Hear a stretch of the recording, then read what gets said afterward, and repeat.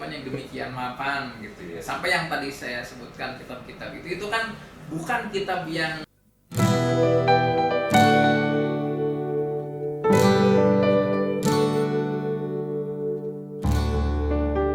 pesantren.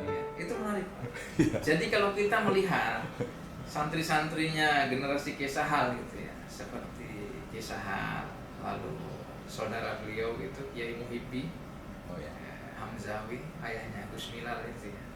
Itu beliau banyak mengarang kitab juga sama seperti Mbah Sahal, tetapi sebenarnya lebih nyastraan punya Kiai Muhibbi karena mengarangnya dalam bentuk nazom. Maksud saya karya-karya seperti ini, mereka itu kan tidak pernah lama di Timur Tengah. Kalaupun ke sana ya haji. Ya, paling tabarukan belajar pada siapa, tapi maksudnya sebagai anak hasil didikan produk keilmuan Timur Tengah itu kan enggak. Mereka belajarnya di Indonesia, dua-duanya adalah murid daripada Kiai Zubair ya. Ayahnya Mbah Mun, lalu Kiai Khozin Bendo, Pare. Di Pare itu selain menurunkan dua murid ini, itu menurunkan Kiai Mukhtar Cirebon. Kiai Mukhtar kan banyak mengarang kitab juga gitu ya. Artinya apa? Ternyata keilmuan pesantren itu menurut saya itu sudah sangat matang sekali.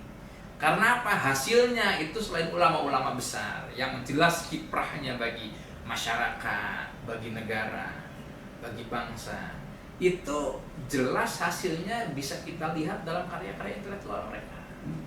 Nah, kita ini yang kadang-kadang karena kurangnya pengetahuan kita, kurangnya wawasan kita, karya besar itu kita pandang dalam kacamata kita yang kecil, jadi seolah-olah kecil gitu ya. Padahal karya itu karya intelektual yang sangat luar biasa besar. Tapi kalau menurut Pak Ginanjar, karya-karya ini butuh diterjemahkan nggak sih Pak? Untuk mempermudah aja gitu misalnya? Ya. Atau memang harus belajar dulu nahwu shorof di pesantren, baru bisa memahami atau? Ya, saya pikir kalau untuk orang-orang awam seperti saya gitu. Saya juga, kalau saya umroh itu selfie Pak. Ya nggak apa-apa. Maksud saya begini, ya perlu diterjemahkan agar generasi yang tidak bisa dan tidak paham bahasa Arab bisa mengerti apa artinya. Tetapi saya pikir otentisitas karya ini sebagai karya yang ditulis dalam bahasa Arab itu harus dijaga dan harus ditempatkan sesuai makomnya. Artinya apa? Makomnya itu ini adalah bagian yang tak terpisahkan dari sejarah besar keilmuan Islam secara luas. Nah begitu Pak. Jadi disejarahkan dengan karya-karya ulama yang ada di Timur Tengah yang di belahan dunia lainnya. Nah, karena bangunannya ini adalah bangunan sejarah besar tradisi keilmuan Islam. Nah, contohnya yang menarik begini. Ketika Mufti Mesir, Syekh Ali Jum'ah di sini. Syekh Ali Jum'ah itu kan ya ulama reputasinya ya sebagai Grand Mufti Mesir, itu menulis sejarah usul fikih. Tarikh usul fiqh. Ketika beliau itu menulis tentang sejarah usul fikih mazhab Syafi'i, salah satu kitab rujukannya itu punyanya ulama Indonesia, yaitu Dr. Nahrawi Abdus Salam, cucunya Guru Mugni Kuningan. Itu menulis, beliau itu Guru Nahrawi ini satu kitab bagus sekali itu tentang Al-Imam Asy-Syafi'i baina mazhabaihi al-qadim wal jadid. Jadi tentang sejarah mazhab Imam Syafi'i antara kaul qadim dan kaul jadidnya. Itu dijadikan rujukan oleh siapa? Dr. Ali Jum'ah. Maksud saya begini, kalau untuk kalangan awam, kalangan pemula, karya-karya ini tentu harus diterjemahkan. Tetapi harus ada orang-orang yang bisa untuk apa? Memposisikan karya-karya ini sesuai dengan makomnya sebagai karya brilian yang bukan hanya bertaraf lokal nasional, tetapi itu sebagai karya besar dunia Islam. Dan itu memang dari awalnya memang ditulis dengan bahasa Arab. Dan bahasa Arab. Seperti itu. Nah, jadi seperti itu gitu ya. Itu kekayaan intelektualnya itu Masya Allah luar biasa besar gitu ya. Dan ini dibuktikan juga dengan ketika Saudi, Mekah, Madinah itu sebelum masa Saudi, di masa-masa akhir abad 19 awal abad 20, kalau kita misalkan baca tentang sejarah gerakan sosial intelektual yang ada di Mekah yang ditulis oleh orang-orang Arab sendiri, itu sangat jelas sekali bahwasannya para pengajar yang ada di Mekah khususnya dari kalangan mazhab Syafi'i itu banyak sekali ulama-ulama asal Nusantara. Itu bagi saya satu hal yang membanggakan juga. Ya kita bangga, tapi kita sekaligus bercermin diri. Dulu ulama-ulama itu dengan segala keterbatasan zaman, fasilitas, teknologi, tapi kok bisa menjadi tokoh, sosok yang kemanfaatannya sangat lintas batas dalam level internasional, menjadi guru besar di Masjidil Haram di Mekah. Karena itu untuk mengajari Masjidil Haram kan tidak mudah. Iya. Orang itu harus dites dulu, kealimannya sudah jelas dulu, sanad keilmuannya sudah jelas dulu, dan seterusnya dan seterusnya. Nah itu jumlah ulama Nusantara yang bisa sampai pada level ini, para mudarrisun fil Masjidil Haram, ya, melalui tahapan syarat-syarat yang demikian, itu jumlahnya bukan 1-2, banyak puluhan. Itu terjadi pada zaman ketika kita sebut di tanah air ini zaman kolonialisme. Tetapi ulama-ulama itu bisa sampai pada makam yang seperti itu. Ya. Sekarang ini kita ini kan zaman yang mudah sekali akses terhadap sumber-sumber informasi dan ilmu pengetahuan, ya. Kitab-kitab wis tinggal download gampang. Tetapi kok dilalah herannya, sedikit sekali yang bisa melahirkan karya, menjadi sosok ulama yang punya sosok intelektual yang reputasinya itu internasional seperti para pendahulu kita itu.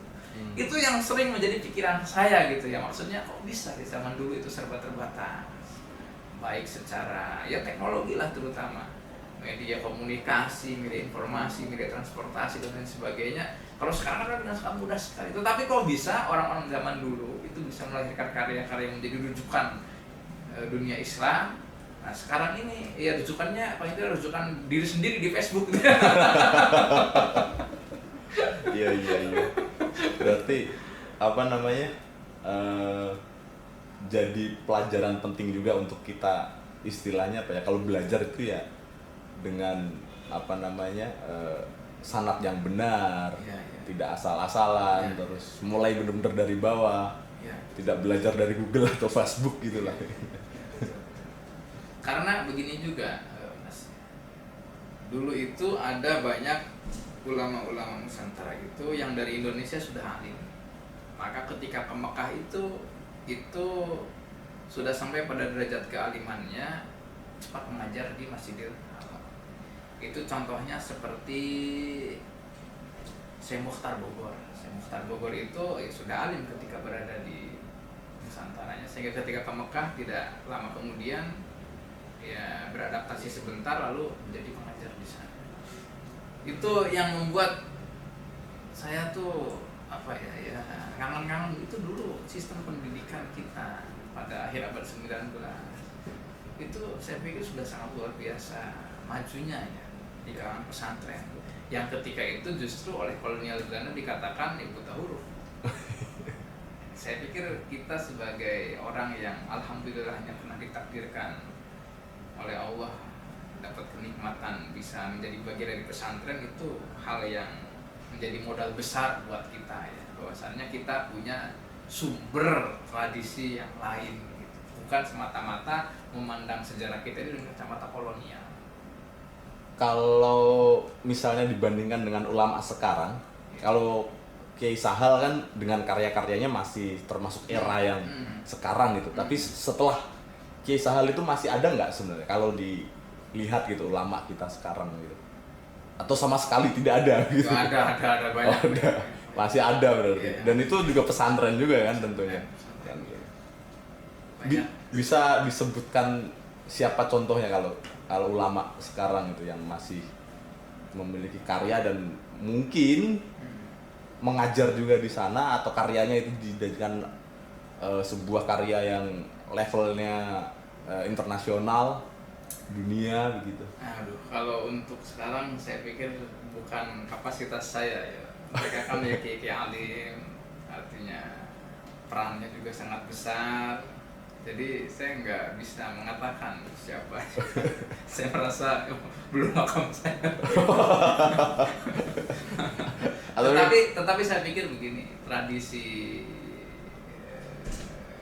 menulis karya secara klasikal di kalangan pesantren kan ternyata masih terus berjalan ya. Contohnya ada kiai dari Situbondo, ada Kiai Afifuddin Muhajir. Beliau itu mensyarah matan takrib gitu kan, Fathul Mujibil Qorib itu luar biasa bagus sekali. Lalu misalkan ada juga satu ulama muda Indonesia sekarang jadi syuriah di PBN dari Jombang, ada Kiai Afifuddin Dimyati Gus Awis. Itu kitab-kitabnya ya sekarang banyak dicetak di timur. Contohnya kitab beliau yang judulnya Jamul Amir fi Kutubi Tafsir, itu luar biasa sekali. Selain itu kan beliau memang bidang kepakarannya adalah tafsir dan ulumul Quran. Saya berharap sekali ya beliau nanti insya Allah melahirkan tafsir Al-Quran seperti Syekh Nawawi Banten melahirkan tafsir Munir, karena beliau itu prasyarat keilmuannya sudah punya. Dan betulnya juga karyanya Pak Ginanjar ini juga keren Nah, harus ini, dibeli loh ya. Saya, harus dicari dan dibeli itu. Siapa. Contohnya lagi misalkan Gus Awis itu punya kawan dari Lombok, namanya Kiai Lukman Hakim, itu doktor di Azhar dan sempat mengajar juga waktu di Mesir. Itu banyak mensyarah kitab-kitab, contohnya syarah terhadap Al-Baiquniyah, syarah terhadap Kimia Sa'adah, itu banyak lah, ada hampir 10 karya beliau ditulis dalam bahasa Arab dan dicetak di Mesir. Saya pikir banyak juga kiai-kiai yang mungkin karena masalahnya bukan di dunia pesantren atau di beliau-beliau, tapi masalahnya di kita sebagai generasi milenial, atau saya kan udah nggak milenial ya jenengan lah ya, generasi milenial itu yang perlu untuk mengekspos mereka. Karena kalau kita turun ke pesantren-pesantren di pedalaman, kita masih menemukan kiai-kiai yang sangat alim, menulis banyak karya, tetapi karyanya kadang-kadang yang memang karena tidak terekspos oleh dunia informasi sekarang, nah itu ya jadi seolah-olah ya tidak ada apa-apa. Padahal misalkan ketika kemarin kami melakukan anjang sana dengan dosen-dosen sarjana itu ke beberapa pesantren, itu ditemukan ada banyak sekali ulama-ulama Sunda saja gitu ya yang menulis karya dalam bahasa Arab itu banyak, belum yang dalam karya bahasa Sunda Peko. Nah cuman karena masalahnya adalah ada gap antara generasi sekarang yang tahu dunia informasi, ketersambungan dengan luar itu dengan dunia pesantren yang di sana itu tempatnya berkembang karya-karya intelektual tersebut. Jadi seolah-olah ya ada pemisah. Nah, tugas daripada generasi milenial ini itu adalah melek teknologi informasi sehingga bisa menyiarkan kepada dunia yang lebih luas bahwasannya di pesantren-pesantren yang ada di Nusantara ini itu ada banyak mutiara terpendam. Yaitu berupa apa? Ya tentang pesantrennya sendiri, sosok kiainya, kehidupan sosio-intelektual di pesantrennya, termasuk karya-karya intelektual mereka. Itu biar tahu bahwasannya ternyata kita ini punya cermin gitu. Nah, karena kalau kita tidak punya cermin, kita nyari cermin yang lain. Kalau cerminnya benar Al-Azhar mending, cerminnya ISIS. Wah, bahaya ini. Ya kan? Jadi kehilangan organ negara dong. Nah, itu pentingnya kita untuk tersambung dengan tradisi intelektual para ulama Nusantara itu ya seperti itu ya. Terakhir nih Pak, udah setengah jam lebih kita nih. Iya. Terakhir untuk orang yang bukan pesantren gitu misalnya. Jadi pesannya apa untuk yang harus dilakukan untuk teman-teman yang notabene bukan pesantren dan usianya udah seusia ya 28 ke atas begitu misalnya. Itu ya tugas orang pesantren buat mendekati mereka. Yang mendekati itu bukan harus secara fisik gitu ya, tetapi ya mengenalkan mereka dengan media-media itulah, berita. Alhamdulillahnya sekarang kan mulai tumbuh tuh jaringan media-media dari kalangan kawan-kawan pesantren itu ya, seperti alif.id, islami.id, kemudian apalagi itu Harakatuna ya. Kemudian ada jaringan santri atau yang sedang jenengan bikin itu. Ini Alif sama Islami harus bayar saya nih habis ini. Bisa di sini nih. Iya, maksud saya kadang-kadang karena sekarang ini kan seperti pasar bebas ya. Artinya orang itu ya belanja sesuai dengan apa yang dia lihat.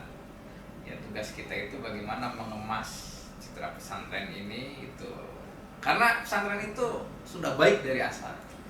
Tinggal bagaimana ya menghadapi masyarakat perkotaan yang memang berbeda gitu ya. Mereka ini kan ya berbeda sekali dengan masyarakat kita di desa, di pesantren. Di pesantren di desa itu kan lebih cenderung tertata. Itu untuk kalangan dari pesantrennya. Kalau untuk dari merekanya, nah ya harus mau juga untuk mengakses terhadap sumber-sumber pengetahuan yang memang latar belakangnya pesantren, baik itu datang ke majelis-majelis ulama-ulama pesantren, atau kalaupun tidak bisa ya bisa mendengarkan pengajian-pengajian online-nya, kan sudah banyak sekarang ya pengajian online-nya Gus Baha misalkan, atau misalkan kiai pesantren yang lain. Saya pikir itu sumber rujukan yang sangat otoritatif. Gus Baha, Gus Mus, ya itulah yang sudah sangat masyhur sekali. Ini yang disebut ini yang dibid'ah-bid'ahkan semua ini, tapi ya begitulah. Oke, terima kasih Pak Ginanjar Sakban. Lain waktu kita sambung lagi pasti untuk yang selanjutnya. Salaman dulu lah kayaknya biar enak nih. Terima kasih. Sampai jumpa lagi teman-teman, dengan nanti bisa jadi dengan Pak Ginanjar lagi atau dengan tokoh-tokoh yang lain gitu. Terima kasih. Assalamualaikum warahmatullahi wabarakatuh.